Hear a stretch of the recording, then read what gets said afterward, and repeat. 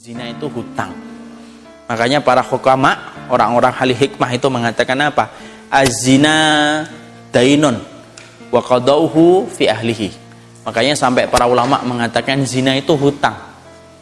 Dan kamu akan membayarnya nanti melalui anak keturunanmu. Kalau kita sampai mengajak orang berzina, kemudian tidak bertaubat, maka di antara anak-anak keturunan kita ada yang nanti dizinai oleh orang lain sebagaimana dulu kita mengajak orang berzina.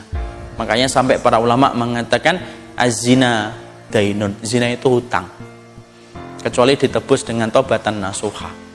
Makanya disitulah kita paham, pemuda robbani, mereka yang siap menjaga dirinya dari perkara-perkara yang dilarang oleh Allah. Dan perkara-perkara yang paling besar menjadi larangan dari setiap para pemuda dan pemudi itu apa? Dari perkara zina. Makanya menyegerakan pernikahan bagi yang sudah mampu, maka itu merupakan kemuliaan yang sangat besar karena menutup rapat pintu zina.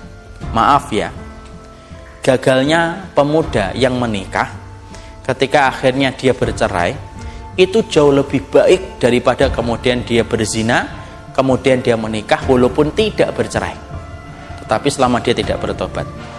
Pahami ya? Paham nggak? Paham ya?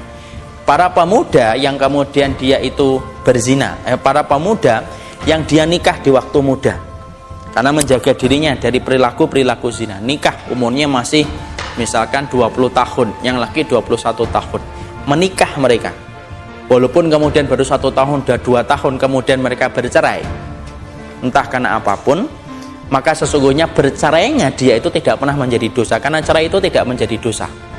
Cerai itu dosa ketika kita menceraikan karena sebab dosa. Misalkan kita cerai karena bosan, kita cerai karena masalah-masalah yang tidak syar'i, itu baru dosa.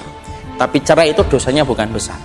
Maka perceraian yang terjadi antara mereka itu jauh lebih baik, kata para ulama, daripada orang yang kemudian lama pacaran sampai berzina, melakukan hubungan suami istri yang sudah kemudian biasa, sampai kemudian menikah, sampai kemudian awet pernikahannya, lama pernikahannya awet itu, tapi dulunya didahului dengan zina, maka yang kedua lebih parah daripada yang pertama.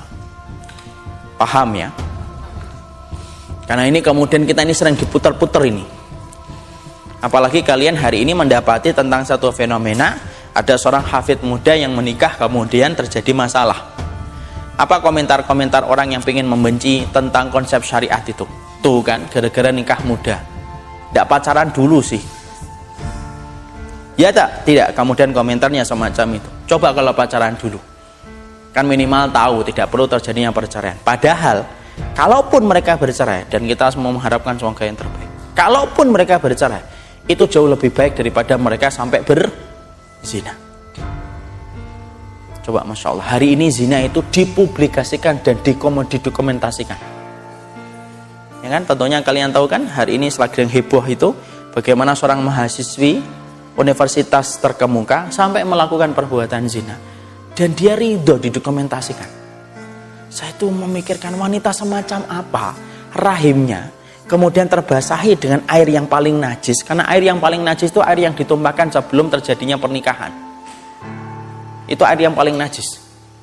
Rahimnya menjadi rahim yang paling najis adalah rahim yang terbasahi dengan air yang belum sah untuknya ketika sebelum terjadinya pernikahan.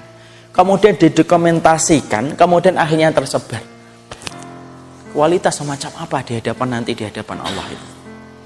Makanya kemudian menjaga diri dari perbuatan yang terlarang itu merupakan bentuk kemuliaan. Makanya ingat, ikhwati fillah, Nabi Yusuf itu mendapatkan 2 cobaan. Pertama, cobaan ketika dia dilemparkan ke sumur tua sampai dia menjadi budak. Cobaan Nabi Yusuf yang kedua itu apa? Cobaan Nabi Yusuf yang kedua itu adalah ketika Nabi Yusuf digoda oleh istrinya sang raja. 2 kali cobaan atau tidak? 2 kali cobaan. Yaitu sabarnya beliau ketika dibuang di sumur tua dan sabarnya beliau ketika digoda oleh istri sang raja. Tapi jujur, kalau saya tanya, kalau disebutkan Nabi Yusuf, yang pertama kali yang terfikirkan kita adalah Nabi Yusuf yang dibuang di sumur tua, ataukah Nabi Yusuf yang mampu menampik dari perbuatan zina? Yang mampu menampik dari perbuatan zina. Makanya sampai Syekhul Islam Ibnu Taimiyah itu berkata apa? Seorang ulama besar itu sampai beliau itu berkata, sesungguhnya pujian Allah kepada Nabi Yusuf ketika Nabi Yusuf mampu untuk menampik dari perbuatan zina, itu sangat dicintai oleh Allah daripada sabarnya Nabi Yusuf ketika dibuang di sumur tua. Kenapa? Sabar menghadapi larangan itu lebih dicintai oleh Allah daripada sabar menghadapi ujian. Paham?